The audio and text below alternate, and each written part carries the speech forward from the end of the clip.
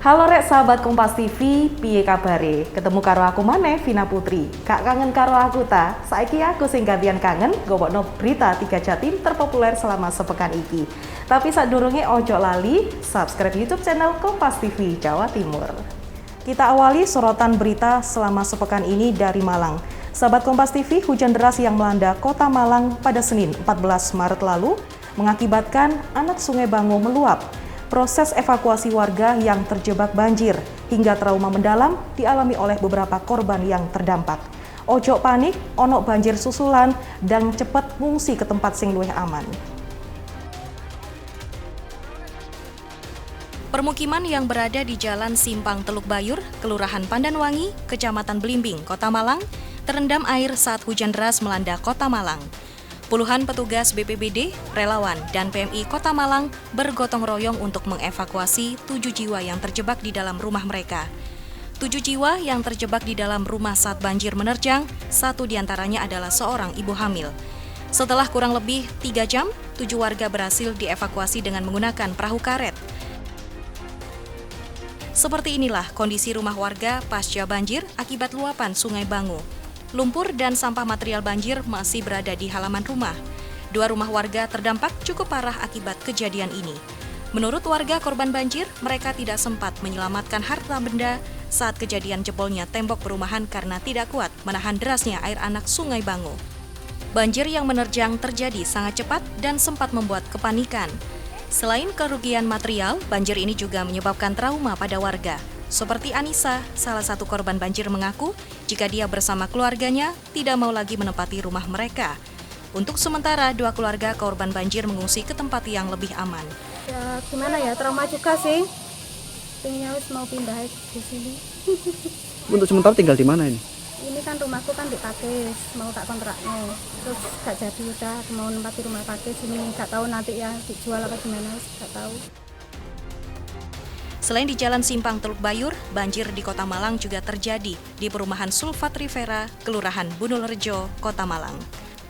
Di perumahan ini, banjir setinggi 1 meter lebih terjadi pada Senin sore hingga malam.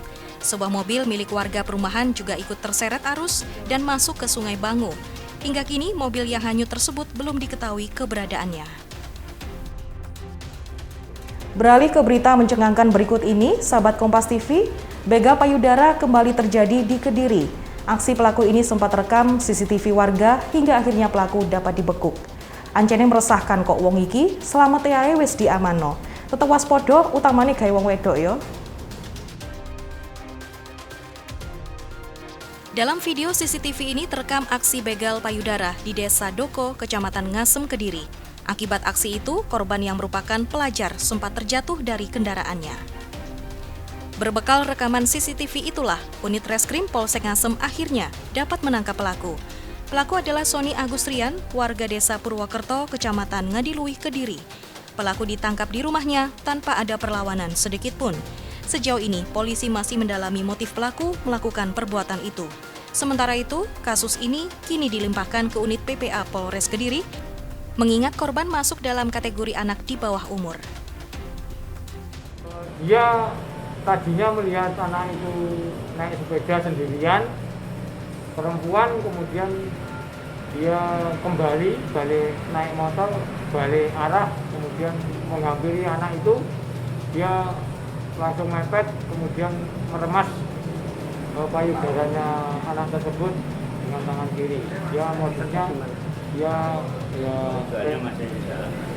tujuannya masih diperiksa, nanti ditanyakan selanjutnya silakan ke PPA.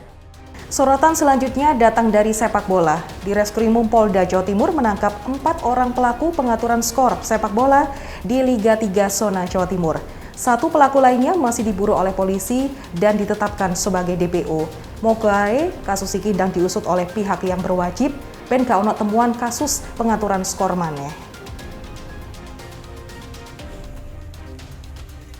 Kasus match fixing atau pengaturan skor pada pertandingan sepak bola Liga 3 Zona Jawa Timur akhirnya diungkap Direktorat Reserse Kriminal Umum Polda Jawa Timur.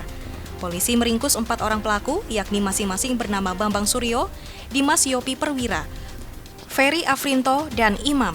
Sementara 1 orang pelaku lainnya masih diburu dan telah ditetapkan sebagai DPO. Aksi para pelaku ini terungkap setelah adanya laporan pengaturan skor dari Komisi Disiplin Asprof PSSI Jatim yang menerima aduan dari pemilik klub Gresik Putra yang mencurigai para pemainnya terlibat pengaturan skor saat melawan Persema Malang. Modus para pelaku ini memberikan suap kepada pemain dan ofisial klub mulai dari 5 juta rupiah hingga 70 juta rupiah agar menuruti permintaan pelaku untuk mengatur skor saat pertandingan berlangsung. Sementara PSSI Jatim juga meminta polisi mengusut tuntas para terduga pelaku lainnya yang juga terlibat dalam pengaturan skor.